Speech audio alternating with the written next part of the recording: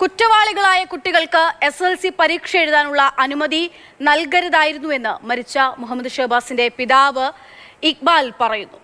ഞങ്ങളുടെ വേദനയും സർക്കാർ പരിഗണിക്കണമായിരുന്നു. രാഷ്ട്രീയ സ്വാധീനം ഉപയോഗിച്ച് പ്രതികളായ കുട്ടികൾ രക്ഷപ്പെടുന്ന സാഹചര്യം ഉണ്ടാവരുതെന്നും പിതാവ് മാതൃഭൂമി ന്യൂസിനോട് പറഞ്ഞു. 5 വിദ്യാർത്ഥികളാണ് ഇതുമായി ബന്ധപ്പെട്ട് ഷഹബാസിന്റെ മരണവുമായി ബന്ധപ്പെട്ട് കസ്റ്റഡിയിലായിട്ടുള്ളത്.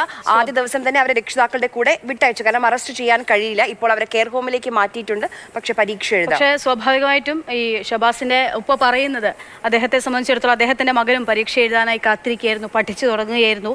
ആ സാഹചര്യത്തിലാണ് ഒരു അച്ഛന്റെ ഏറ്റവും വിഷമകരമായ അവസ്ഥയിൽ കൂടിയാണ് അദ്ദേഹം ആ തരത്തിൽ പ്രതികരിക്കുന്നത്. നമുക്ക് അദ്ദേഹത്തിന്റെ വാക്കുകൾ കേൾക്കാം. താമരശ്ശേരിയിലുണ്ടായ വിദ്യാർത്ഥി സംഘർഷത്തിൽ കൊല്ലപ്പെട്ട മുഹമ്മദ് ഷഹബാസിന്റെ പിതാവ് ഇക്ബാൽ ഇപ്പോൾ മാതൃഭൂമി ന്യൂസിനൊപ്പം ചേരുകയാണ്. 10ാം ക്ലാസ് പരീക്ഷയൊക്കെ ആരംഭിക്കാനിരിക്കുന്ന ഘട്ടം കൂടെയാണ്. ഇപ്പോൾ അദ്ദേഹം മാതൃഭൂമിക്കൊപ്പം ചേരുന്നു. എന്താണ് ഇപ്പോൾ ഷഹബാസ് ഇന്നലെ മരിച്ചു, ഇന്നലെ ചടങ്ങുകളെല്ലാം കഴിഞ്ഞു. ഇപ്പം എന്താ പോലീസ് കാണാൻ പുതിയ വിവരങ്ങൾ എന്തെങ്കിലും പറഞ്ഞോ? പുതിയ വിവരങ്ങൾ ഇന്ന് കിട്ടിയത് എന്ന് പറഞ്ഞാൽ ഇത് കഴിഞ്ഞ ഇതേ വർഷം ഈ ക്രിമിനലായ പിള്ളേർ 9ാം ക്ലാസ്സിൽ പഠിക്കുന്നു. അത് 8ാം ക്ലാസ്സിലുള്ള പിള്ളേരെ തല്ലിച്ചതച്ച് ഗവൺമെൻറ് ഹോസ്പിറ്റലിലും അവരെ ആളുകൾ രക്ഷിതാക്കൾ ഇവിടെ വന്ന് പറഞ്ഞ സമയത്ത് നമുക്ക് അറിയാൻ കഴിഞ്ഞതാ. അന്നും ഇവർ ഇതേ സ്റ്റേജിൽ തന്നെയാണ് മർദ്ദിച്ചത്. അന്ന് അതിനെ ന്യായീകരിച്ചിട്ടാണ് ഇവരെ രക്ഷിതാക്കൾ വന്നത്, ഈ കുട്ടികളെ നേരെ ആക്രോശിച്ച് വന്നത്. ഇനി തല്ലി അങ്ങനെ അതെ. പക്ഷേ കിട്ടിയത് ആർക്കാണ്? ഈ 8ാം ക്ലാസ് പഠിക്കുന്ന കൊച്ചു പിള്ളേർക്ക്. അവരിന്നും ഇവിടെ ഉണ്ട്. അന്ന് ഒരു ആക്ഷൻ എടുക്കാനോ ഓലെ ഭാഗത്തുനിന്നൊന്നും ചെയ്യാനോ ഒരു കഴിഞ്ഞിട്ടില്ല. ഇതേപോലെ സാധാരണക്കാരായ ആളുകളാണ്. മീഡിയ വണ്ണിനോ അതായത് ന്യൂസ് ചാനലിനോ ഒന്നും കൊടുക്കാൻ അവർ കഴിഞ്ഞിട്ടില്ല. അന്ന് ഇവർ ആ സ്വാധീനം ചെലുത്തി കഴിഞ്ഞാൽ ഒരു കേസൊന്നും ഇല്ലാതെ കോംപ്രമൈസ് ആക്കി പോലെ പോകുന്നു. ഇന്ന് ആ കുട്ടികളാണ് ഇന്ന് ഇപ്പോൾ ഒരു കൊലപാതകയായിട്ട് മാറിയത്. വളരെയേറെ മനപ്രയാസമുണ്ട്.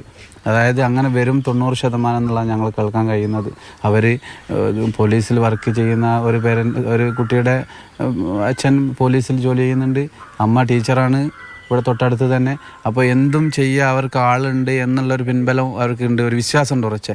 അതുകൊണ്ട് എൻ്റെ മകൻ എവിടെ പോയി കഴിഞ്ഞാലും പരീക്ഷ എഴുതാൻ പ്രശ്നമില്ല, അവന് എന്തും ചെയ്യുക എന്നുള്ള, അതായത് സാധാരണക്കാരനായ ആളുകൾക്ക് ജീവിക്കാൻ പറ്റുന്നില്ല ഒരവസ്ഥയിലേക്കാണ് വരുന്നത്. അതായത് അവർക്ക് സംരക്ഷണം കൊടുക്കാനും അവർക്ക് സ്വാധീനം ചെലുത്തി കഴിച്ചിലാനും നിയമത്തിൻ്റെ മുന്നിൽ പൈതുകൾ അടച്ചു വരാൻ സാധിക്കുന്നുണ്ട്.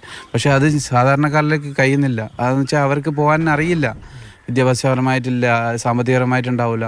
അതുകൊണ്ട് അവർ എല്ലാ സ്ഥലത്തും പരാജയപ്പെടുകയാണ്. അത് നമ്മൾ ഉറച്ച വിശ്വാസം ഈ ഗവൺമെൻറ്റിലുണ്ട്, അതുപോലെ നീതിപീഠത്തിലുണ്ട്. അതുകൊണ്ട് ഇത് ഇന്ന് എൻ്റെ കുട്ടിക്ക് വന്ന് നാളെ മറ്റൊരു കുട്ടിക്ക് ഇത് ആവർത്തിക്കാൻ പാടില്ല. ഇത് ഇന്ന് ഈ സമൂഹത്തെ ഇന്ന് ഈ സ്റ്റേജിൽ നിന്ന് നാളേക്ക് മറ്റേ അടിത്തട്ടിലേക്ക് പോണത്. അപ്പം വാശിയും വൈരാഗ്യം, പിന്നെ വീട്ടിൽ നിന്ന് ബാഗിൽ വെച്ച് കത്തിയും കൊടുവാളും കൊണ്ട് ചെയ്യൂല എന്നറിയുന്നുണ്ട്. ഇന്നലെ ഇപ്പോൾ കണ്ടെടുത്തോ അവൻ്റെ വീട്ടിൽ പോയി അച്ഛൻ ഉപയോഗിക്കുന്ന ആയുധം കൊണ്ടാണ് ഈ ചെയ്യുന്നത്. ഇതിൽ നിങ്ങൾ ഉന്നയിക്കുന്ന ഒരു പ്രധാനപ്പെട്ട ആരോപണം പുറത്തു നിന്നുള്ള ആളുകൾ ഇതിൽ ഉൾപ്പെട്ടിട്ടുണ്ട്. അടിസ്ഥാനം എന്താണ്? ഇത് ചുറ്റും നിന്ന് വളഞ്ഞു വെച്ചിട്ടാണ് ഈ കുട്ടിയെ മർദ്ദിക്കുന്നത്. ഇതിൽ ഇടപെട്ട കുട്ടിയല്ല, ഇതിലൊരു പ്രശ്നക്കാരനല്ല. എൻ്റെ കുട്ടി എന്ന് പറഞ്ഞു കഴിഞ്ഞാൽ എനിക്കറിയാം, ഈ മാഷന്മാരോടൊക്കെ ഞാനെല്ലാം അന്വേഷണമാണ് ഇത് മീഡിയക്കാർക്ക് കറക്റ്റ് കൊടുക്കുന്നത്. ഓന് ഇതിൻ്റെ മുന്നേ എവിടെയെങ്കിലും ഒരു അടി പ്രശ്നമോ അല്ലെങ്കിൽ സ്കൂളിൽ നിന്ന് എന്തെങ്കിലും പ്രശ്നം അവനെ പുറത്താക്കിയേ അങ്ങനൊന്നും ഇത് ഈ 10ാം ക്ലാസ് പഠിക്കുന്ന ഇതുവരെ ആയിട്ടില്ല. ഞങ്ങൾ പരീക്ഷ തയ്യാറെടുക്കാൻ വീട്ടിൽ നിന്ന് ഇരുന്ന് പഠിക്കാം.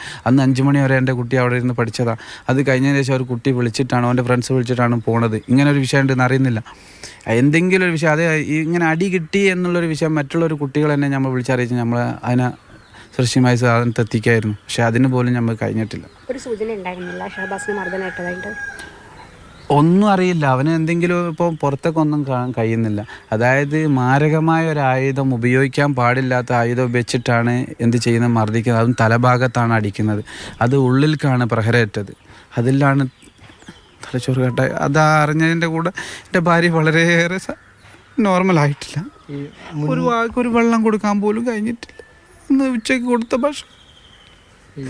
മുൻപ് എപ്പോഴെങ്കിലും ഷഹബാസ് വീട്ടിൽ വന്നിട്ട് സ്കൂളിൽ എന്തെങ്കിലും പ്രശ്നങ്ങളുണ്ട് എന്ന് പറയുകയോ അങ്ങനെ എപ്പോഴും ഒന്നുമില്ല. അവൻ്റെ സാറുമാർ വന്ന സമയത്ത്, MJ വന്ന സമയത്തും എല്ലാ സാറുമാരും എന്നോട് പറഞ്ഞത് അവൻ്റെ പേരിൽ ഇങ്ങനത്തെ ഒരു അടി കേസോ ആരെ മർദ്ദിച്ചോ അല്ലെങ്കിൽ ആരുമായിട്ട് വഴക്കൂടി ഒന്നും പറഞ്ഞിട്ടില്ല. ഈ പ്രതികളുടെ രക്ഷിതാക്കൾക്കും ഇതിൽ പങ്കുണ്ടെന്നാണ് തീർച്ചയായിട്ടും അവർ പങ്കുള്ളത് കൊണ്ടാണ് ഈ സ്റ്റേജിലെത്തി 10ാം ക്ലാസ് പഠിക്കുന്ന ഈ 15 വയസ്സാകുമ്പോഴേക്ക് ഈ സ്റ്റേജിൽ എത്തിയിട്ടുണ്ടെങ്കിൽ ഇനി അവർ 20 വയസ്സ് പ്രായം പൂർത്തിയായി കഴിയുമ്പോഴേക്ക് അവർ ഇന്ന് സമൂഹത്തിന് വൻ ഭീഷണിയായിട്ട് വരും.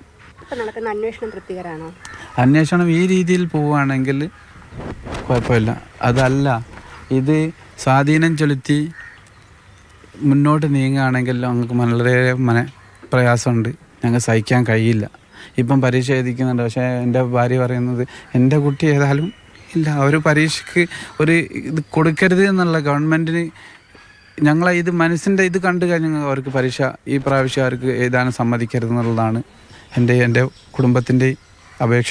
ഒരു കാര്യം ചോദിക്കട്ടെ, ഈ 10ാം ക്ലാസ് കഴിഞ്ഞിട്ട് ഷഹബാസിന് എങ്ങനെ മുന്നോട്ട് പോകണം എന്നൊക്കെ ആയിരുന്നു ആഗ്രഹം? പല ആഗ്രഹം കൊണ്ട് എൻ്റെ ബാക്ക്ഗ്രൗണ്ട് അറിയുന്നത് കൊണ്ട് എൻ്റെ മാമന്മാരെ വിളിച്ചു പറഞ്ഞു എനിക്ക് പഠിക്കണം, എനിക്ക് എന്തെങ്കിലും ഒരു ജോലി സംബന്ധമായിട്ട് കുറഞ്ഞ ഒരു പഠനം കൊണ്ടൊരു ജോലി വേണം എന്നുള്ളൊരു പലതവണ എൻ്റെ ഭാര്യയോട് പറഞ്ഞിട്ടുണ്ട്.